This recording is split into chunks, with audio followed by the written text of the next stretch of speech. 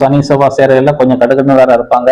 இந்த மாதிரி ஒவ்வொரு கட்டத்திலையும் இது நம்ம உதாரண சாதகமா எடுத்துக்கோங்க. இதுக்கு பல விளக்கங்களும் கொடுத்து ஜோதிட குருமார் பல பேர் கொடுக்கறதுனால நம்ம நம்பர் கான்செப்டும் பொருத்தம் பார்க்காதே இருக்கனால இது ஒரு ஷார்ட்டான விஷயத்த மட்டும் சொல்லியிருக்கேன். இது இன்னும் விளக்கம் கொடுக்கணும் அது பல பேர் இன்னும் இதை என்ன சரியா விளக்கி இருக்கலாமே இருக்கலாம். ஆமானா என்ன பண்ணுது? பிரபஞ்சத்துக்கு முதல் வீடு மேசம். மேசத்துக்கு 6ஆம் வீடு பிரச்சனைக்கு ஒரு வீடுன்னு எல்லாருக்கும் தெரியும். சிம்ம லக்கணத்துக்காரங்களுக்கு குடும்பத்தை கவனிக்க தான் பெரிய பாரமா தெரியும். இந்த குடும்பஸ்தானாதிபதி 7ல் போய் இருக்கிறது ஒரு நன்மையே. புதன் அங்கே அனுசரித்து போகக்கூடிய தன்மை காட்டுறது. குடும்பஸ்தானாதிபதி நன்றாகவே இருக்கிறார்.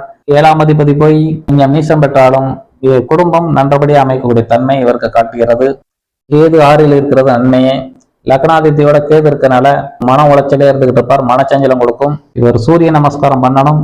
லக்னாதிபதி மறைஞ்சு இருக்கிறதுனால சிம்ம லக்னத்துக்கு லக்னாதிபதி 6ல இருக்கிறதுனால என் வாழ்க்கையில எப்ப வெளிச்சம் கிடைக்கும் ஒரு ஏக்கத்துல இருப்பார். அந்த மாதிரி தன்மையே சூரியன் மறைஞ்சிருக்கனால அந்த தன்மையை கொடுக்கும். இது நிறைய ஜோதிட குமார்களுக்கு எல்லாம் தெரியும். சந்திரனும் 8ல் போய் மறைகிறது. செவ்வாவும் 8ல் போய் மறைகிறது.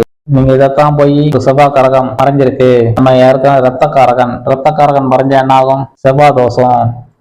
அப்ப அவருக்கு வீரியம் அது சம்பந்தமா ரத்தக்காரகனா ஒரு வீரி. செவ்வாய் 7ல் இருந்தால் ஒரு உறவு சம்பந்தமாத்துல ஒரு வேகத்தை கொடுப்போம். 8ல் இருந்தாலும் அதே தன்மைதான். அதனாலதான் செவ்வாய் தோஷங்கிறத நம்ம மறைமுகம் சொல்லிச்சாங்க. அப்ப 4ஆம் இடத்துல இருந்தா சுகத்துக்குரிய வேகத்தை கொடுப்பாரு. 5ல் இருந்தா குழந்தைகள் மேல உள்ள ஆர்வத்தை அக்கறை காட்டுவாரு. இதெல்லாம் ஜோதிட குருமார்கள் தெரியும்.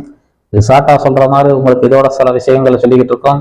செவ்வாய் எந்த இடத்துல இருக்கோ அந்த வேகம் இருக்கிறதுனால 12ல் இருந்தால் வெப்ப சோர்வு காட்டும்.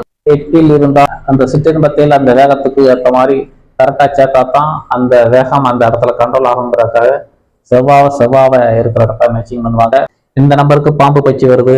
இங்க நாய் வருது. பாம்புக்கு நாய்க்கு சேர்க்க முடியுமா? பிறந்த தேதியிலே பார்த்துடலாம். மாசத்துல ஒரு குதிரை, ஒரு யானை வகை இல்லை.